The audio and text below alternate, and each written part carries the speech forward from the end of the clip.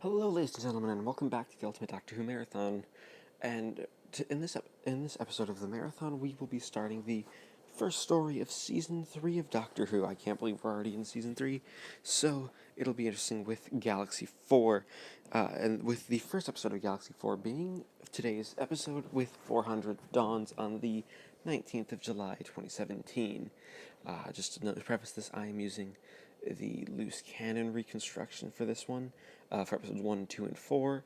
Episode 3, of course, exists, but of course this one this reconstruction was made long before episode 3 was returned to the archive, so it's it's one of the loose canon's earlier episodes, so it's not the best story, so if ever this story gets found, the scores could very well change, and maybe I'll even go back and watch the episodes as presented. But without further ado, let's get into 400 Dawns, which is, well, first off, the title of the episode really doesn't play into much. It should really be 14 Dawns, because that would actually be like the amount of time they have on the planet. 400 Dawns is just how long the Dravins have been on this planet. This planet doesn't have a name. We don't actually get to see the titular Galaxy 4. We're in a different galaxy altogether, where this planet just seems to be.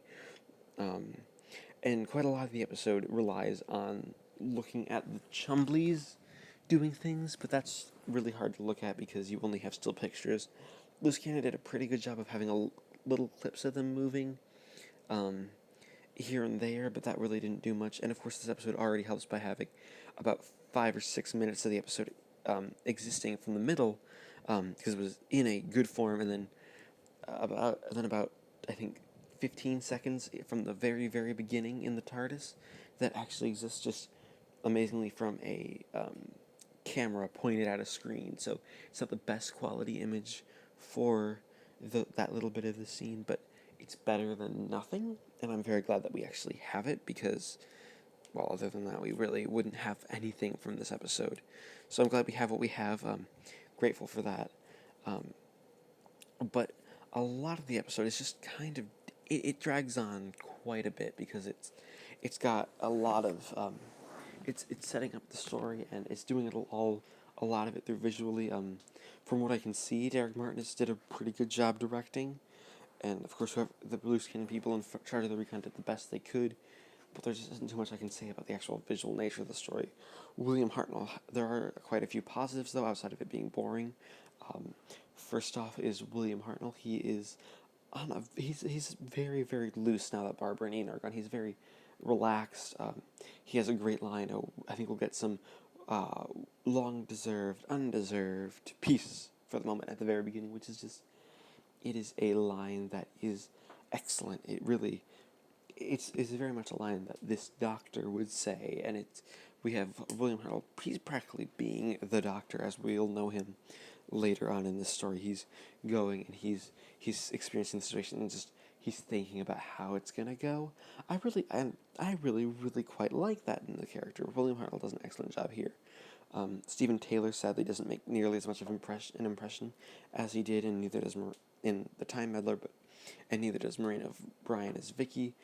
They're mostly there just to ask the questions while the Doctor's sort of leading the show, which is an okay role for them. I just like their characters, so I wish they had a little bit more than what we were given in this one. The other really big positive is Maga, the leader of the Dravins, she has this amazing presence. It helps that her big scene in the episode is, for the most part, there, minus a couple of seconds here and there that just obviously didn't make it throughout the years, and didn't make it into the documentary that the rest of the footage was put in So that's kind of sad, but other than that, you have a really strong presence as a villain. She is obviously going to be the villain. It's and then she makes you really build up the fierceness of the Chumblies in the Rills, even if the Chumblies, from what we can see, are kind of a pathetic villain. It's obviously like they're trying to be the Daleks, but they're not the Daleks, because they don't speak. They just make a bunch of beeping noises. It'd be different if at least they spoke, so we could get some dialogue to advance the story, but other than that, yeah, there's nothing. But Maga is a really, really good presence, and I just enjoy the character quite a bit. From what we get, she knows how to take hold of a scene and keep it there and just keep things moving and giving us something really good to latch on to for in a villain. And again, it helps. Um, I do have to complain, however, the cliffhanger's a bit odd. It's like, surprise, they were wrong. They only have 2 dawns. Tomorrow's the last day on this planet. Zinger, it just sort of stops. It doesn't feel like it's a build up to anything. It just sort of stops, and I don't really like that. That being said, I think I'm gonna have to give 400 Dawns a score of 6 out of 10 because it's good. It's just slightly above average. It's not worth average. It's a decent starter. Hopefully, the rest of the story will get better. But we'll see that tomorrow with episode 2, Trap of Steel. Alright, ladies and gentlemen, it is the 20th of July, 2017, and I just finished watching Trap of Steel, the second episode of Galaxy 4, and I have to say that this story has taken a turn for the worse, as this episode's a lot of talking in rooms. There's still many of the same praises that I can give it from yesterday's episode, being William Hartnell is still excellent as the Doctor, and Maga is still a great villain. But a lot of this story is really being dedicated, this episode's just been dedicated to the Doctor and Vicky going across to the Tromblies to try to see if their spaceship is ready, because the Doctor has to give up the information that they're only ready and the planet will explode in 2 dawns. So that is, something that just it's a way to try to create tension, and I don't think William Ames has the best grasp of how to use it to create tension. So it's something that I don't think works nearly as well in this episode as it has in previous episodes, because very, very sadly, this one just doesn't seem to be wanting to go for that sort of thing in general. I mean, it doesn't do much for me, the episode. You could have had something really really good in terms of production, but you don't go with that at all. You go with something that's kind of, well, a lot of it's just a bit sort of, well, we kind of want to go and do this, but we don't know really how we're gonna do it, so we're just gonna muddle around for a bit and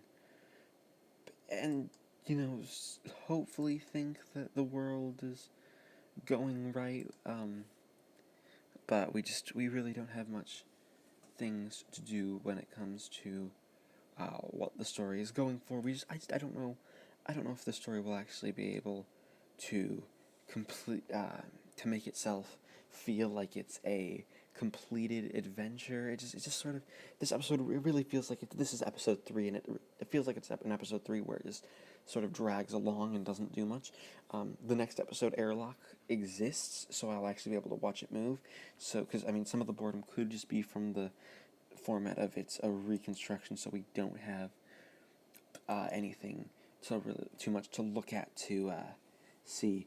We've got this really good. Do we just have anything really good? So we could have something really good, and we'll actually get to see more of the direction, because Derek Martin is a director that comes back quite a bit, if I remember correctly. And this story is his first directorial debut, and there isn't really much to show for what he's doing, what work he's putting into the series right now. So yeah, I think I'm gonna have to give Trap of Steel. It's gonna get a 4 out of 10 because it's probably better if it exists. It just suffers from being in a reconstructed format. So yeah, see you next time.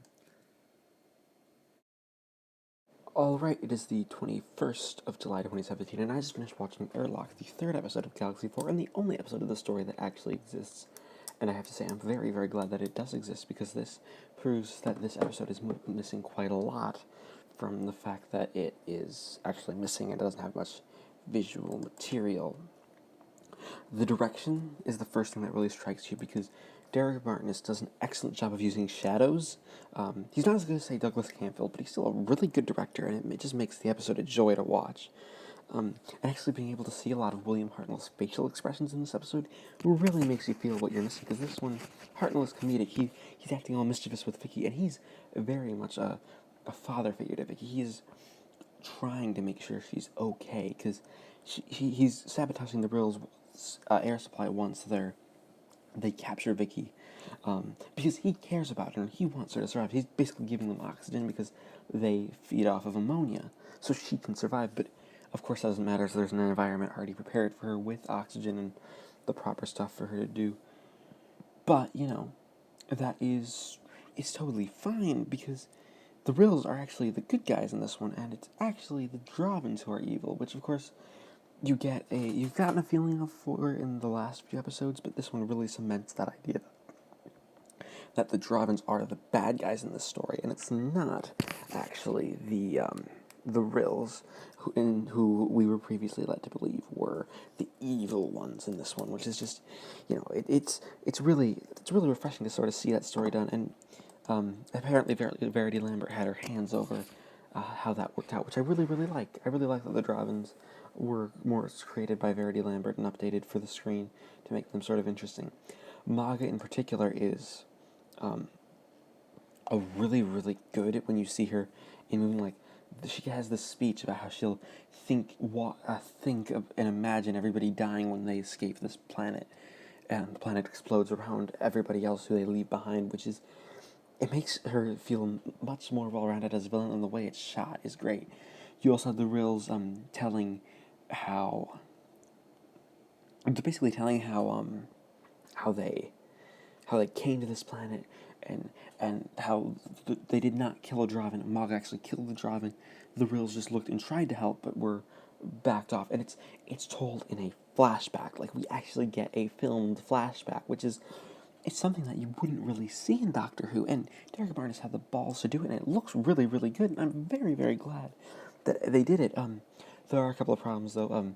A lot of the sets are very lackluster for the most part. You really get the feeling that they're in a studio, and yeah, it's all studio bound. The real spaceship in particular it's really bad. It just looks like it almost looks like a tent put up. It doesn't really look like a spaceship, but that's okay. And sadly, the Stephen doesn't do much in the episode. He's really a non-entity in this one, basically being captured. I think Peter Purves has gone on record saying that this is one where he basically has to take the role of Barbara, because of course this was written while Barbara was still a companion. It was filmed before was the next production block. So yeah, that kind of bugs me just a little bit, because you have Stephen, who's a very good character on his own, sort of held back because of basically just what happened in production, which is a real shame, because Peter Purves is a pretty good companion. He's proved himself very well in these last few episodes, but really, other than that, there really isn't too much to say about Airlock. I think because of all the problems, I'm actually going to give it an 8 out of 10, which actually I think makes this story good. So tomorrow we'll be at the final episode of The Exploding Planet. It's the 22nd of July 2017, and I just finished watching The Exploding Planet, and I have to say, sadly, this doesn't live up to what the third episode actually gave us. It's very much a sort of dull episode that doesn't really do much in terms of getting the plot done. It just sort of drags us along to an ending, and I mean, there's some stuff good. William Hartnell's good. Mog is still good. The actual solution is pretty good, leaving the Dravins to, die, and as the planet explodes, as everybody else makes it out alive. But other than that, there just isn't too much really to say about the story that can't really be summed up with, it was sort of meh. The episode it seemed to drag on and not really have a good sense of where it was going with the conclusion, and we just sort of are working towards trying to find an end goal for something that really doesn't have an end goal in mind. It just sort of,